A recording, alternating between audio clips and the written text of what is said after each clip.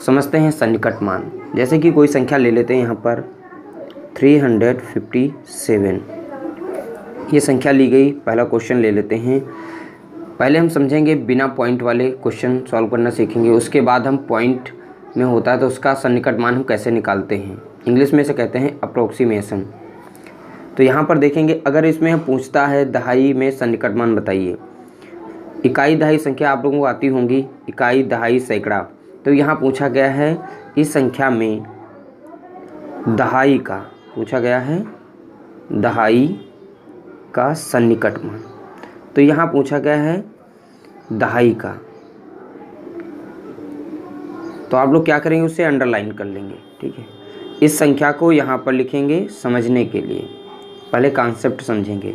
तो यहाँ दहाई का पूछा गया, जिसका पूछा जाता है इसमें फंडा ये है, उसके आगे इधर ही हम घुमाते हैं। इधर देखेंगे यदि संख्या या 5 है या 5 से बड़ी है तो क्या करेंगे, हम इधर एक प्लस कर देंगे। जैसे कि इसमें हम एक प्लस कर देंगे, 1 जोड़ देंगे इसी में, जिसका पूछा गया है दहाई का, तो दहाई में ही। तो अब संख्या बनेगी 360, मतलब 360। ये इसका सन्निकट मान हो गया दहाई का। इस संख्या में दहाई का सन्निकट मान जो हुआ ये हुआ 360।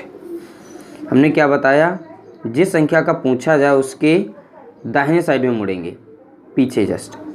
तो इस पर आएंगे, यहाँ देखेंगे कि संख्या तो 5 हो या 5 से बड़ी हो, तो उसमें क्या करें, उसी संख्या में जिसका पूछा गया उसी में 1 जोड़ देंगे। अगर यहाँ पे संख्या 5 से छोटी है तो क्या करेंगे, इसमें कुछ नहीं जोड़ेंगे, जो संख्या है वही रहेगी। जैसे कि दूसरा क्वेश्चन एक ले लेते हैं। यहाँ पर जैसे लिखा 432, इसमें भी पूछा गया है दहाई का बताइए सन्निकट मान।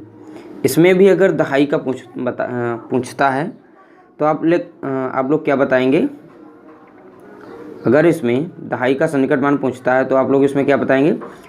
यहाँ पर देखेंगे कि इसके आगे चलेंगे, देखेंगे संख्या क्या है 2, तो क्या है 5 से ये छोटी है। जब 5 से छोटी है तो इसमें कुछ नहीं करेंगे, जैसी है वैसी लिखेंगे, और उसकी जहाँ पर ये तीर लेके गए हैं इस संख्या को हम 0 करेंगे। जैसे कि यहाँ आ जाएगा 430, यही इसका राइट आंसर होगा।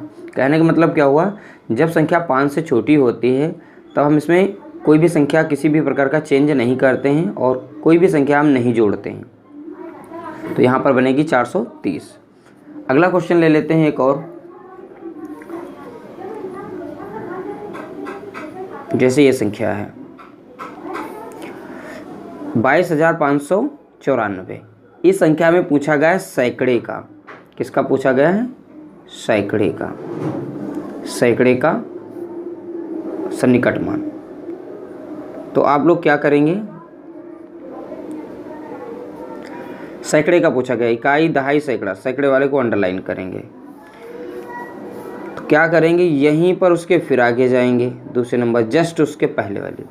तो देखेंगे 5 से संख्या बड़ी है तो इसी में एक प्लस कर देंगे, फिर आएंगे इधर, क्योंकि यहाँ पर 9 है तो 5 से बड़ी संख्या, इसलिए इस 5 में ही एक हम 1 प्लस कर देंगे, एक जोड़ देंगे। अब संख्या बन जाएगी 22,600। अब ये हो गया इसका सन्निकट मान। समझ में आ गया होगा। चलते हैं, बढ़ते हैं आगे की तरफ, एक और क्वेश्चन ले लेते हैं।